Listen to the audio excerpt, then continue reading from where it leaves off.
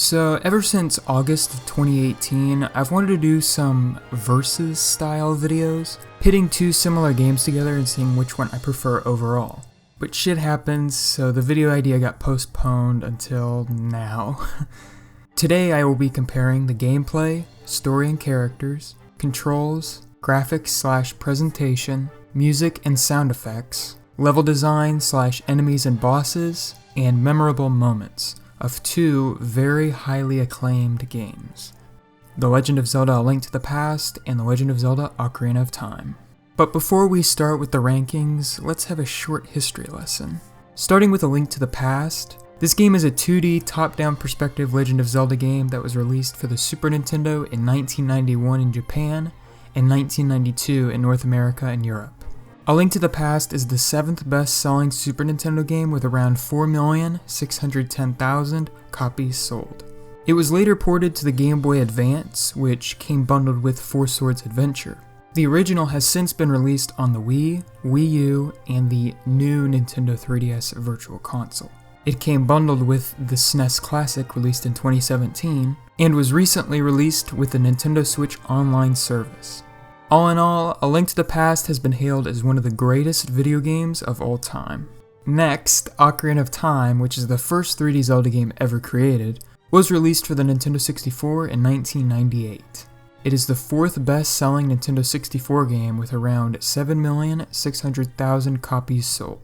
It has been ported to the GameCube twice, once with The Legend of Zelda Collector's Edition in 2003, as well as a pre-order bonus for Wind Waker that came with a Master Quest version.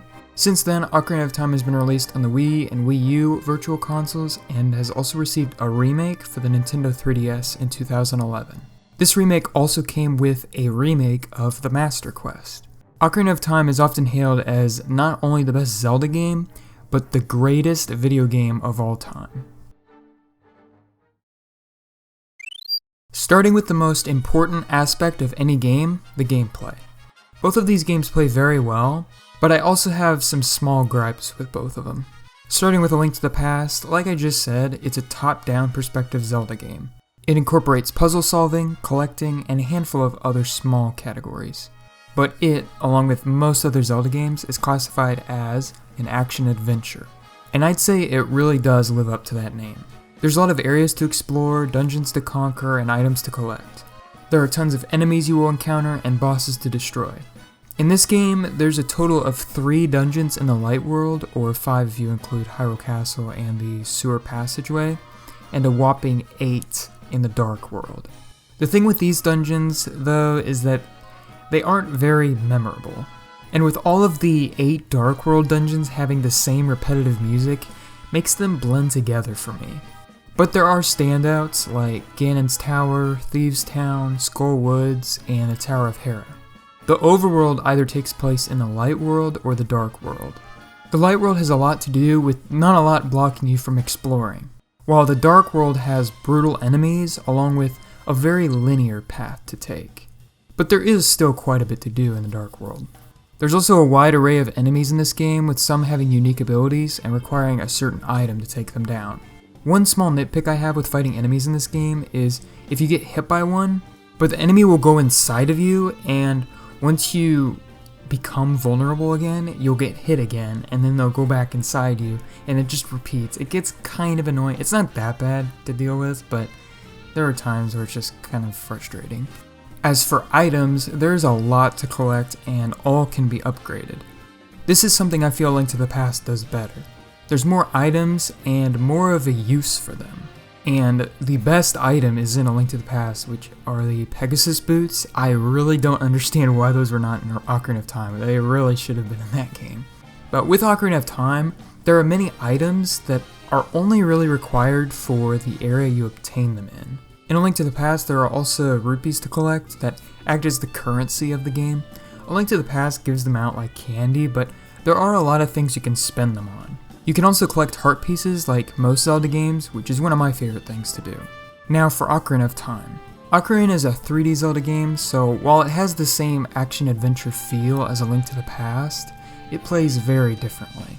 Just like A Link to the Past, there are a lot of areas in this game, as well as many dungeons and enemies. There are also items to collect, but like I said, a lot of the items don't have a lot of use outside of the place you find them in, but they can still be fun to use, and there definitely are items that are useful everywhere. In this game, there are also heart pieces and gold sculptures to collect throughout the world. The heart pieces are like the ones in A Link to the Past, but the gold sculptures are these little enemies that give you a token when you kill them.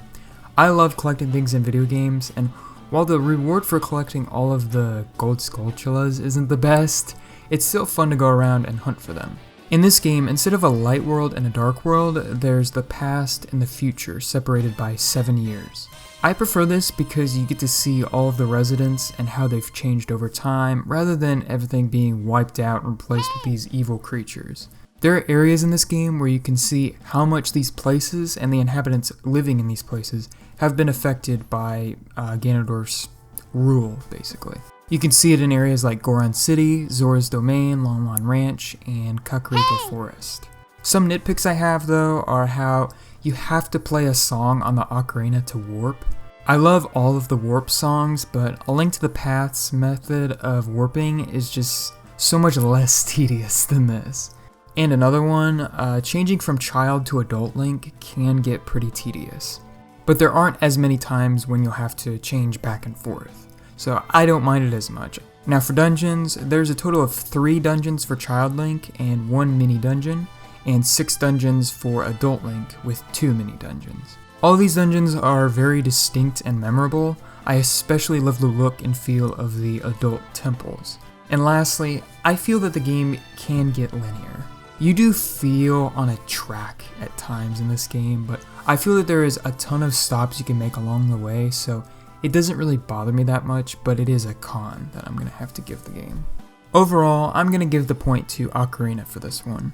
Both games in terms of gameplay is spectacular, but Ocarina of Time has just a little bit more for me, and the cons really aren't that big of a deal at the end of the day. Like, yeah, it is weird that there are some items that become useless after a while, but at least you use them. And another thing to go on top of this, I also find it strange that the adult Link can't use some items young Link can, and vice versa. Not that big of a deal, but pretty strange. The warp songs, not that big of a deal, and of course there is so much that just negates the cons. There's so much to explore and so many fun locations and memorable dungeons. A Link to the Past is great too, but Ocarina of Time is just that much better for me. Now for the story and characters. I'm going to give a very basic synopsis of the story. This is not going to be super in detail, and I'm sure a lot of you maybe know what the story is, but for the ones who don't, I'm going to go ahead and give a little brief synopsis. Starting with A Link to the Past, this game has some basic elements that will be prevalent in many Zelda games to come. The story starts with Aghanim, a wizard who has taken over Hyrule Castle. He has devised a plan to release Ganon, who was imprisoned by the 7 sages. To do this, I'm just going to call him the wizard, sends each of the 7 sages to the Dark World in order to break Ganon free. So, at the start of the game, the wizard has taken over the castle and gains control of the castle guards. Princess Zelda has also been captured and is being held in the basement of Hyrule Castle. She tells Link telepathically that he is the last descendant of the Knights of Hyrule and must save her and help keep her hidden from the wizard. Once you take Zelda to the sanctuary for safety, Link finds out that the only way to defeat the wizard is to acquire the Master Sword. But one must be worthy. So to prove his worth, Link embarks on a quest to obtain the 3 magic pendants that represent courage, wisdom, and power located in the Eastern Palace, Tower of Hera, and Desert Palace, respectively. After retrieving the pendants and Master Sword, Link is called back to Hyrule Castle, where he finds that Zelda has been captured and sent to the Dark World. After a battle with the wizard, Link defeats him, but the wizard uses his last bit of power to send Link to the Dark World as well, where he now has a new mission, which is to save the 7 maidens, who are the descendants of the 7 sages, that are located in the Palace of Darkness, the Swamp Palace, Skull Woods, Gargoyle's Domain or Thieves' Town, the Ice Palace, Misery Mire, and Turtle Rock. Once the 7 maidens are freed, they use their power to break the barrier around Ganon's tower. Link then has to face the reincarnated wizard.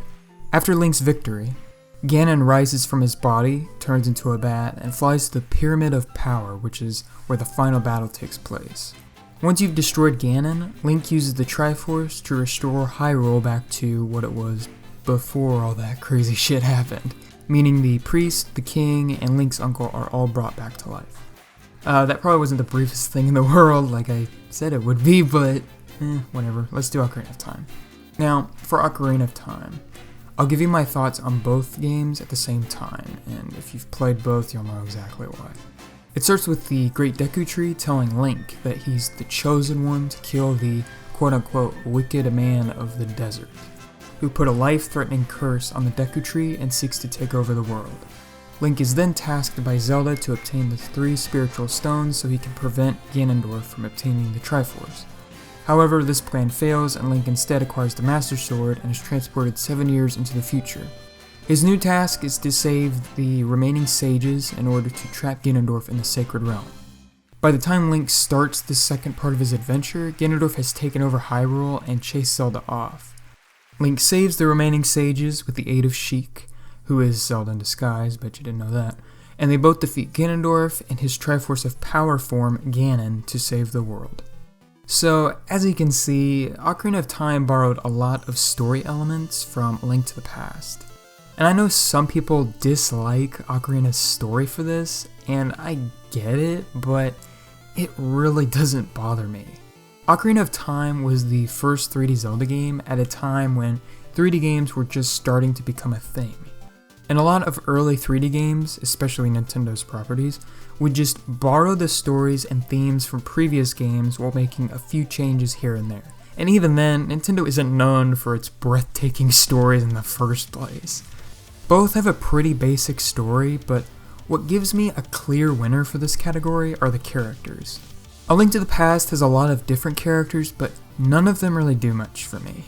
The vast majority have very bare bones dialogue that amounts to just telling you what to do and where to go. And for the few that stand out, they are just NPCs that will say a funny line or something, not really adding to the overall story. But this game also has very little dialogue, unlike Ocarina of Time, and it's unskippable, slow as hell dialogue, and is mostly focused on the player going on an adventure. So I don't think character depth was really considered. Now, Ocarina of Time's characters are nowhere near perfect, and there are many characters that are guilty of what A Link to the Past does too. Kabora, the Deku Tree, and Navi just tell you where to go and what to do. But there are characters that feel real, like the crazy Guru in the Windmill, Dampy the Gravekeeper, the mysterious Sheik, who often appears from out of nowhere and tells you both cryptic and thought-provoking lines. The sweet Saria, who you see has a great connection with Link until she's basically forgotten about after Kokiri Forest. The bumbling Kome and Kotake, who are pretty funny, and Ganondorf with his cunning, cold personality symbolizing his pure evil. I don't think these characters are as good as Majora's Mask's characters, and there are still a lot of bland characters, along with a lot of awkward moments that are supposed to be comedic, I think. But overall, I feel that Ocarina of Time has the better and more memorable characters. I also think Ocarina has a slight advantage because of the voices, character expressions, and movements that add to their dialogue. This doesn't mean 2D games can't give us good characters, but with both games having bare bones dialogue, Ocarina is able to be that much better with examples like Dampy, Guru, Darunia, Ganondorf, and many others. So while a Zelda game doesn't need a lot of in-depth characters to be fun, it is nice to have. Point goes to Ocarina.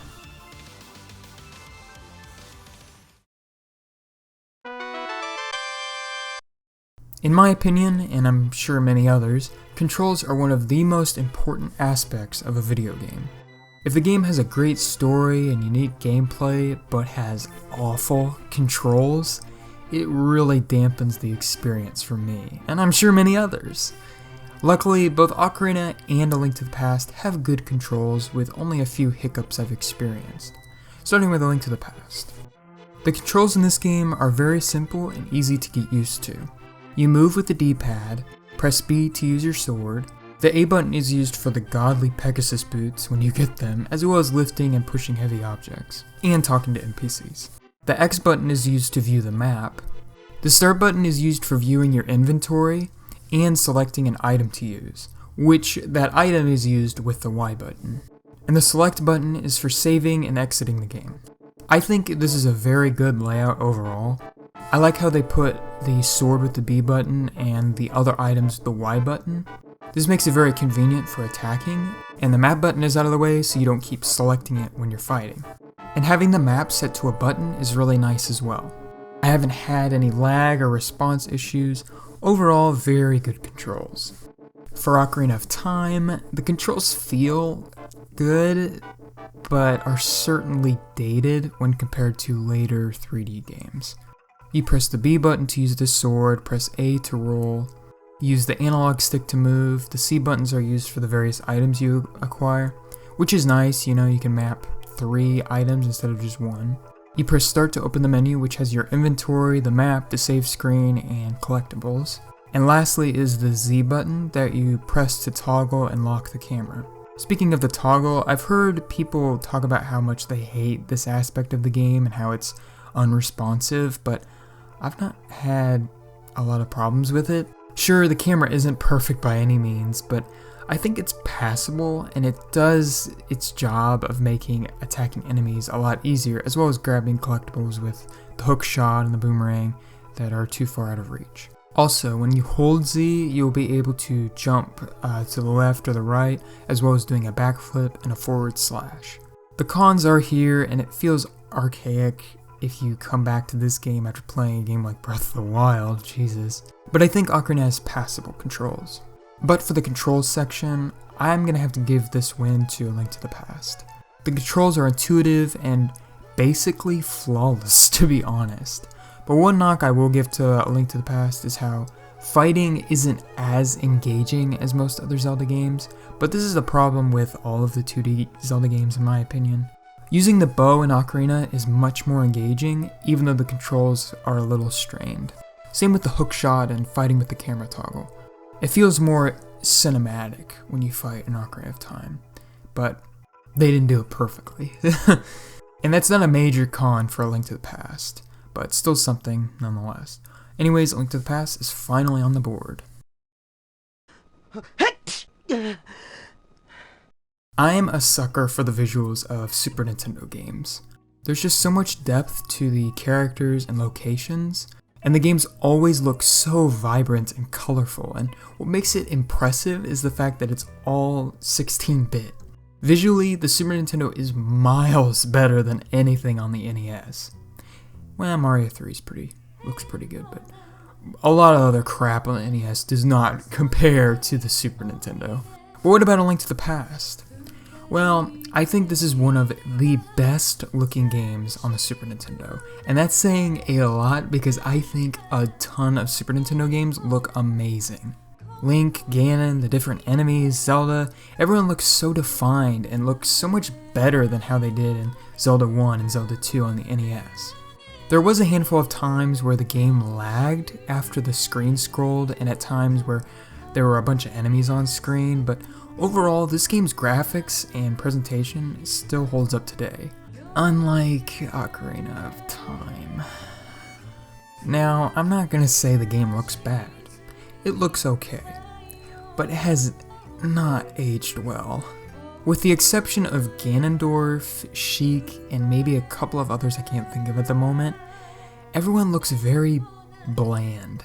The colors don't pop, and everything looks very blocky when compared to other N64 games that came out at the time, in 1998.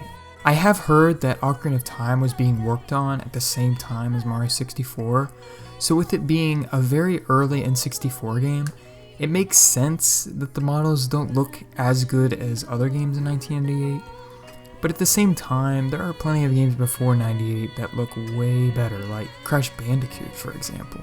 Another thing that looks dated are the backgrounds. They're incredibly smeary in order to hide the fact they're just 2D models, but it's still obvious. But it probably would look worse if it wasn't smeared, so I guess it's good that they have this smeary texture. I know the game is an early innovator of 3D video games, but that doesn't mean it looks great.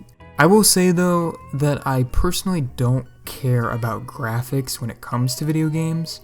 Like, I'll play anything, even if it has horrible graphics, but there is a limit. I will not play Bubsy 3D. No, I will not fucking play that. And there are obviously some other exceptions, but for the most part, I don't care that much about graphics. So this really isn't that big of a point loss for Ocarina of Time, in my opinion. But just because I don't care that much about the graphics doesn't mean that I don't have favorites. Anyway, I know Ocarina of Time's graphics were revolutionary for the time, but they haven't aged the best, unlike A Link to the Past, which will always look superb.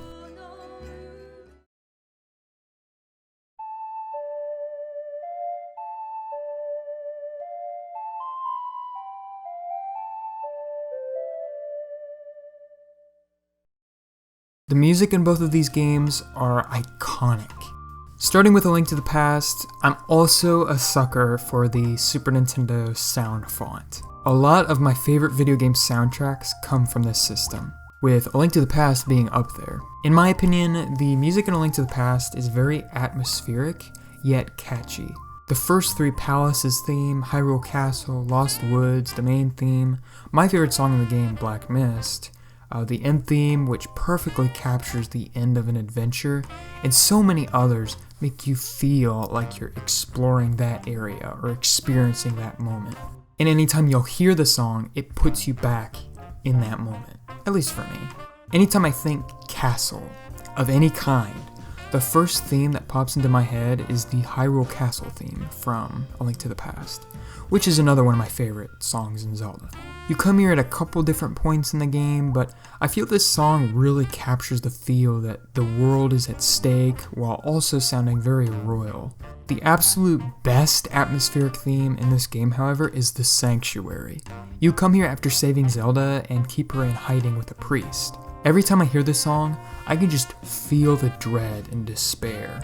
I can go on and on about the music in this game, but we'd be here for a while, and we're already going to be here for a while anyway, so I probably shouldn't extend the time.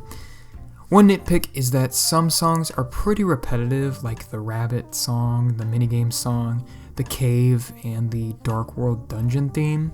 They're still atmospheric, but not fun to listen to for a while, especially that Rabbit theme. That shit got really annoying after a while. Another thing I forgot to mention is how the sound effects are great too. Way better than many of the Ocarina of Time sound effects. Now for Ocarina. It also has some great atmospheric music, but while I feel Link to the Past has atmospheric music that is great to listen to on its own, a lot of Ocarina of Time songs are pure atmosphere, like Jabu Jabu's Belly, Ice Cavern, Inside the Deku Tree, which Inside the Deku Tree is incredibly good at building atmosphere. This is nice when playing through the game, but some aren't as listenable as A Link to the Past, which captured both atmosphere as well as something I can listen to in my free time. This doesn't mean Ocarina of Time has shit songs, far from it. I love a lot of Ocarina's music. And there are some songs that do capture both atmosphere and listenability, I guess, if that's a word. Like the Forest Temple, Zora's Domain, and a lot of the eerie music that plays when you encounter Ganondorf. I will also say a lot of the more repetitive songs don't get as annoying in this game, but overall I'm gonna have to give this point to A Link to the Past. Both have phenomenal music, but A Link to the Past is just a tad better in my book.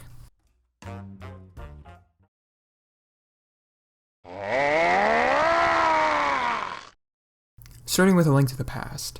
The levels in this game start out pretty easy with Hyrule Castle and the Eastern Palace, giving you a tutorial on how a lot of the basic mechanics work without shoving them in your face. And as the game progresses, the dungeons become pretty tough, but also creative. For example, I really like how you reveal the Thieves Town boss. I like how Skull Woods incorporates the Lost Woods, and the tough climb of Ganon's Tower. This difficulty is sometimes warranted and wanted by me, who is someone who likes a challenge. But I have a problem with the large hordes of deadly enemies and the ones who constantly respawn. Like the Wallmaster, who is easy to dodge, but you constantly have to kill it over and over again, which is especially annoying when solving a puzzle.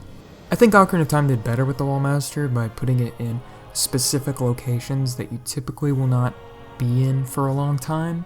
As for the hordes of enemies, I'm fine with them in the Dark World and parts of dungeons, but there are times where an assload of enemies are prevalent throughout an entire level, like the Swamp Palace, which has these annoying water skidder things, and Death Mountain with all these rock creatures that if you swipe at them, they just turn into, well, a rock and just sit there, and then they come back and go in like these directions or whatever. Those things are so fucking annoying. I hate those things. It's also annoying because the frames of the game will drop at points because of these enemies, these assloads of enemies. Another thing I don't like about the level design is the Dark World. Like, I'm personally not a big fan of the layout. I find it to be too linear. Now, I always go the same route in the Dark World when I play A Link to the Past. Like, I go from Dungeon 1 to Dungeon 7 in order. But doing that makes the game's overworld open very slowly. And there are a lot of areas completely blocked off until you get a certain item. So I don't feel like there is as much explorability as the Light World. It's still fine, the Dark World's still fine, it's just, it feels more linear, and that's a con. And while I know the Dark World is supposed to look dreary, I just prefer the liveliness and color of the Light World. I think Ocarina of Time did better with this by only making the ugly dark parts of the game Hyrule Castle Town and Ganon's Tower when you go 7 years into the future. But the look of the Dark World does very well emphasize the state of the world. It's just not as fun to look at. Killer songs though. The bosses in the game are also a mixed bag for me. I think all look really cool and distinct from one another. And like with the dungeons, they start out basic, but some get increasingly difficult. I found Mothula to be extremely difficult, and something kind of annoying, whenever I was recording footage for this game, I forgot to hit record for the Skull Woods and the Swamp Palace. I don't have footage of me failing. That's probably a good thing, but God, that shit is fucking, it's always been hard for me. I don't know, maybe I just suck, but I hate that boss. As well as Blind the Thief, who wasn't as bad, but he was still kind of hard. But there are also bosses like Argus and the Helmasaur King who were so easy and a pretty big letdown for me. Like, the name and look of the Helmasaur King is badass as hell, but it's so basic. There are some fun bosses though, like Trinex, the Armos Knights. Blind the Thief was pretty good, even though it was difficult, but that's fine. And of course Ganon, who is by far the hardest in the game, as he should be. The Ganon fight saves the game when it comes to the boss fights. He's tough as hell, looks badass, and has a pretty thrilling fight. But what's weird is when writing the script, the only bosses I could recall were Ganon, the Armos Knights, Mothula, and Moldorm. That's 4 out of 13. So when it comes to bosses, A Link to the Past has challenging, yet unmemorable bosses. For me, at least. Keeping with bosses, let's move to Ocarina. When it comes to these bosses, I'd say the complete opposite. The bosses in Ocarina are very memorable, but also pretty easy. Some of my favorite bosses of any Zelda game come from Ocarina of Time, like Phantom Ganon, Bongo Bongo, Volvagia, and the final Ganon fight. With that last one being the most iconic boss in Zelda, in my opinion. But all of these bosses are pretty easy. But I think memorability and design trumps the challenge of the A Link to the Past bosses. The bosses in this game also feel a lot more creative. In A Link to the Past, so many bosses would just prance around the screen for you to dodge while sending a projectile at you, or they just sit at the top of the screen, moving around every couple seconds. This doesn't make them bad, but gives them less of an identity. Anyways, let's move to the levels. I personally like how the overworld is laid out, and I feel like there's always something to do. But there are some blockades that can get pretty annoying, making the game feel linear at times. Now for temples, I'm going to get this out of the way. I know the water temple gets a bad rap, but aside from that one, I think the temples are pretty fun. The first 3 dungeons are pretty basic, but a good way to bring people into the game. But once you get to an adult, that's when the temples get real fucking good. I love the Forest Temple with the pose and unsettling atmosphere, the Fire Temple, which people also tend to hate on for being like a gauntlet, but I actually like it for that. The water temple, which can be confusing with some pretty terrible room placement, but I like the look of it along with the music and the mid-boss. But yeah, it's not the best. The Shadow Temple also has a gauntlet style, which, yeah, it sucks if you die because there's a lot you'll have to do again, but you can just use Ferora's Wind if you set a point to travel to. I also love the boss and atmosphere the music provides, and I like how the Spirit Temple incorporates child and adult Link. The puzzles aren't the trickiest, with the game often resorting to pushing giant blocks or playing Zelda's Lullaby, but A Link to the Past had some pretty mundane puzzles too, like pushing a random block and killing hordes of enemies. But yeah, both don't have the best puzzles in the series, but they both have some cool ones. And I think the enemies are nowhere near as annoying as A Link to the Past. Sure, there is some dick enemy placement, like that water temple spider, but overall the enemies are pretty fun to take down and look pretty cool even if they are a tad dated. There are also some mini dungeons like the Ice Cavern, Bottom of the Well, and Gerudo Training Grounds. One point of ridicule I often hear is the Gerudo Training Grounds, as well as Gerudo's Fortress. I personally don't mind them that much. The fortress can get a little tedious, but I like stealthing my way through it, and the training grounds isn't even required. And yeah, it's tougher than most other parts of the game, but I find it to be more forgettable than fun or challenging, to be honest. In fact, I always forget about it until I reach it after the Gerudo Fortress. I'll see it and go, oh yeah, that's a thing. Unlike A Link to the Past, the locales in Ocarina of Time are also very memorable, like Kakariko Village, Lon Lon Ranch, Gerudo Valley, Goron City, Zora's Domain. In A Link to the Past, the areas felt very plain and not as fleshed out. So overall, I'm going to give the point to Ocarina of Time.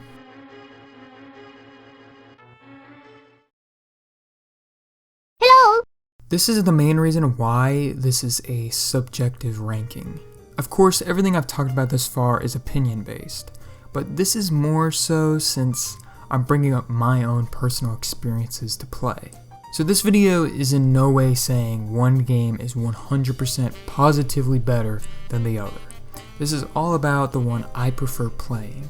There are so many reviews or comparison videos and articles you can look up that talk about which one is better on a technical standpoint, but I just wanted to add something fun to my video to make it feel a little different and more personal. This point also makes it more personal for the comments. Like, if you guys comment with the ones you prefer, you obviously don't have to use the same exact points and rankings that I do, but if you do with the memorable moments, it'll make it a lot more personal for the comments, and I love reading other people's stories when it comes to their experiences. Anyways, memorable moments and A Link to the Past. The most memorable moment in this game for me is the very beginning of the game. I label the beginning of the game as the title screen, the opening text, and the gameplay up to dropping Zelda off in the sanctuary. The title screen is so basic, yet so thrilling, and the music adds to it by sounding very eventful and adventurous. But once you boot up the game for the first time, a wall of text with a gloomy background appears, and the music switches to a very somber song that truly evokes fear. The text is detailing how Hyrule got to this point. This song and Hyrule Castle theme really do a good job at making you feel the dread of the whole situation, and a combination with the stormy night also helps. And then after your uncle tells you to stay home, you start the game by ignoring him and venturing to the castle where you find out he's been killed. It's now your job to rescue the princess and bring her to safety.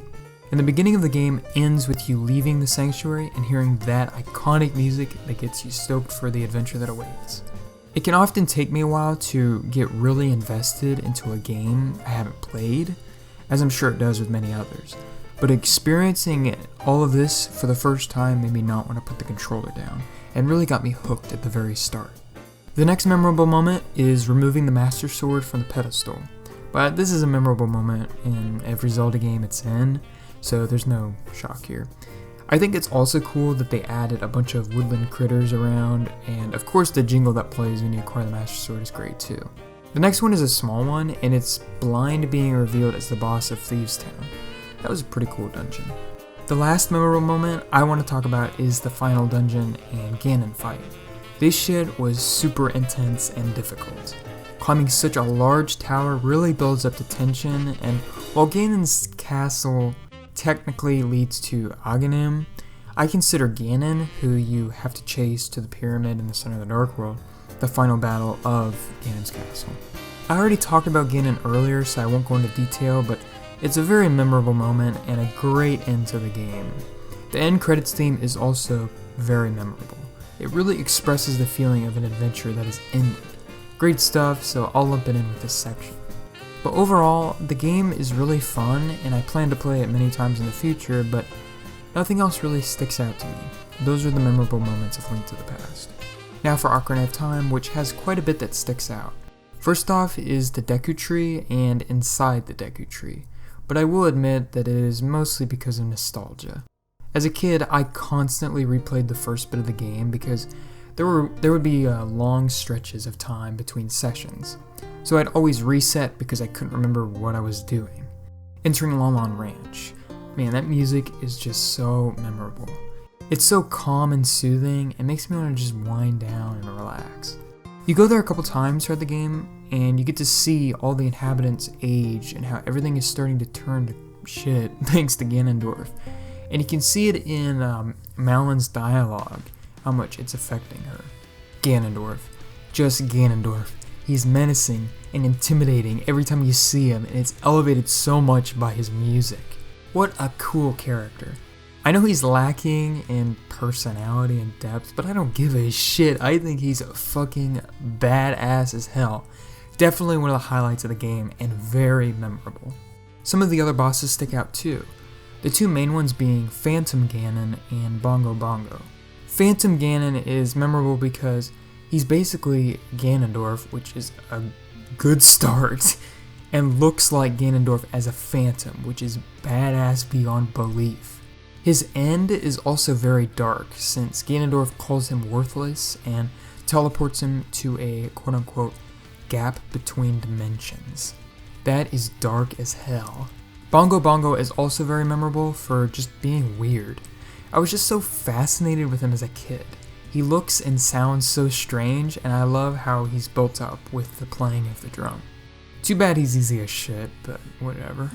Sheik, one of the coolest characters in the Zelda series, who I think needs more attention. I love Ganon and all, but he is so overused in the Zelda games. Sheik, on the other hand, is just a mysterious ninja that gives out lines full of wisdom, with my favorite one being the one in the ice cavern. These are about time, the future, and friendship. Some are a tad cheesy, but some are very thought-provoking and definitely memorable. And Sheik's theme is one of my favorite songs in the Zelda series and fits Sheik very well. I know that I've been going on, but one more. The ending of the game is probably the most memorable moment in the Zelda franchise for me. It's mostly because of the beautiful music, but the scene just feels so magical and truly feels like the end of a grand adventure. So I'm gonna give this point to Ocarina of Time, which means that Ocarina of Time is the game that I prefer.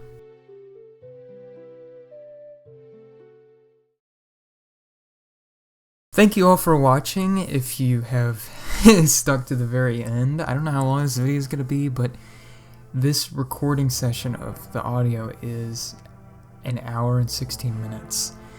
My throat is dying. You can probably tell. Gosh, this is a lot of stuff to read, but it was really fun making this video.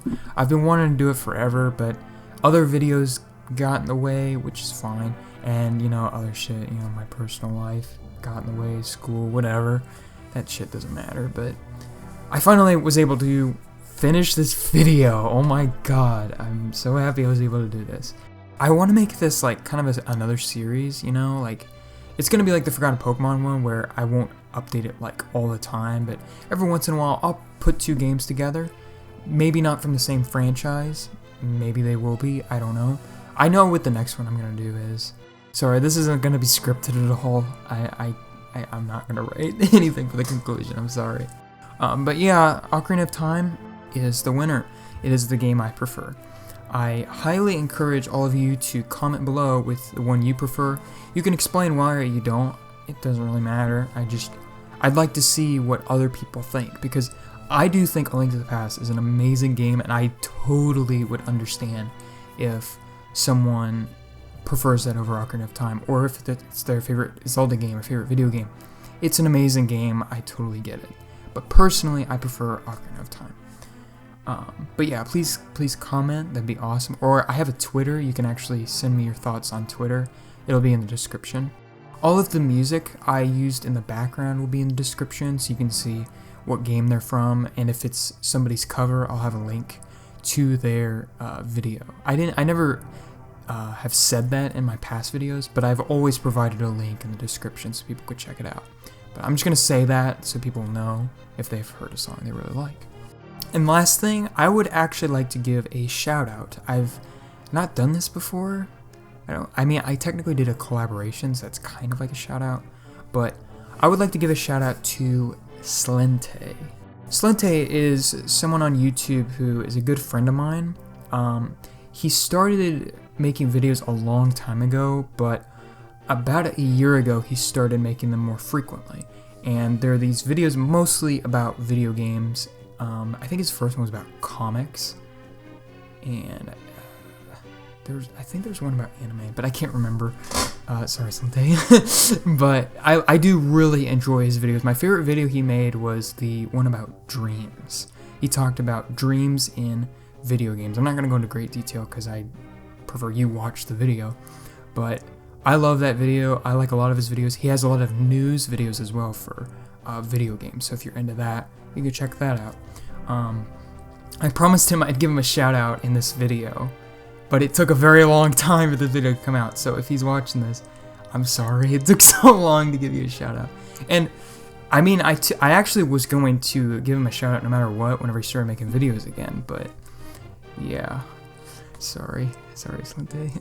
By the way, Slente, that is an awesome name, an awesome username. I've always told him this. I've known him for years, but I really like that name. So yeah, I'll have a link to his channel in the description if you'd like to check it out. But yeah, I got nothing else to say. Sorry for rambling, but that's just what I do sometimes. Anyways, thank you for watching. I hope you enjoyed, and see you later.